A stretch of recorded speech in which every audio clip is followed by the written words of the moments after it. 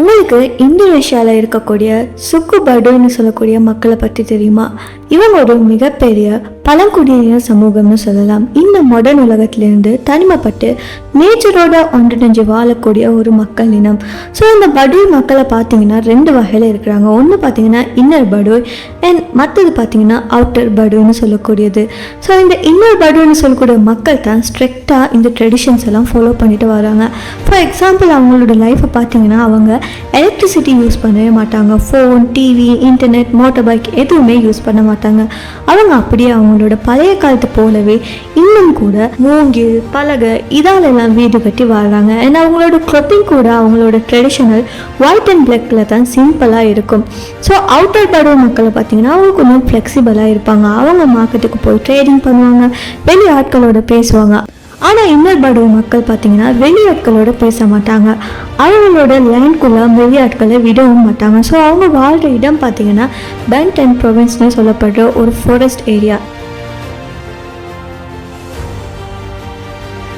ஏன்னா அந்த ஃபாரஸ்ட் ஏரியாவை பார்த்தீங்கன்னா அவங்களோட புனிதமான ஒரு இடமாக அவங்க கருதுறாங்க. ஸோ அங்கே மரங்களை வெட்டோ இல்லைனா கெமிக்கல் யூஸ் பண்ணவோ எதுக்குமே அவங்க விட மாட்டாங்க. இதெல்லாம் ஸ்ட்ரிக்டாக அவங்க தடை செஞ்சு வச்சுருக்காங்க.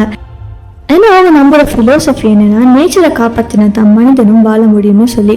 ஸோ இந்த படுய் மக்கள் பார்த்தீங்கன்னா ஒரு இன்ட்ரெஸ்டிங்கான ரூல்ஸும் இருக்குது. அவங்க அவுட் சைடர்ஸை கல்யாணம் பண்ணவே மாட்டாங்க. அது தடை செய்யப்பட்டிருக்கு. பியூராக அவங்களோட சமுதாயத்துக்குள்ளே தான் கல்யாணம் பண்ணணும். ஏன்னா அதனால தான் அவங்களோட கல்ச்சர் இத்தனை 1000 வருஷங்கள் ஆகியுமே இன்னுமே மாறாமல் இருக்குது. ஆனால் இவங்களோட லைஃப் ஸ்டைலை பார்த்தா நமக்கு ஒரு கொஷின் வரும், டெக்னாலஜி இல்லாமல் எப்படி இப்படி வாழ முடியும்னு சொல்லி. அதோட ஆன்சர் ரொம்ப சிம்பிள் தான். அவங்க எப்பயுமே ஹாப்பினஸை நேச்சருக்குள்ளே தான் கண்டுபிடிச்சிருக்காங்க. அவங்களுக்கு ஸ்மார்ட் ஃபோன், இன்டர்நெட் இது எதுவுமே இல்லை.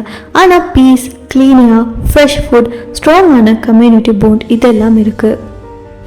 ஸோ ஓவராலாக பார்த்தோம்னா இந்த படுய் மக்கள்னு சொல்லப்படுறது மாடர்ன் சொசைட்டிக்கு ஆப்போசிட்டாக வாழ்கிற ஒரு லிவிங் எக்ஸாம்பிள்னு சொல்லலாம்.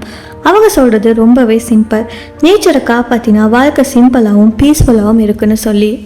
ஸோ இந்த சுக்கு படுய் மக்களோட வாழ்க்கை நமக்கு சொல்லித்தர பெரிய லெசன் என்னென்னா, மாடர்ன் வேர்ல்டில் நம்ம பிஸியான அண்ட் ஸ்ட்ரெஸ்ஃபுல்லான லைஃப்க்கு வாழ்ந்துக்கிட்டு இருக்கோம்.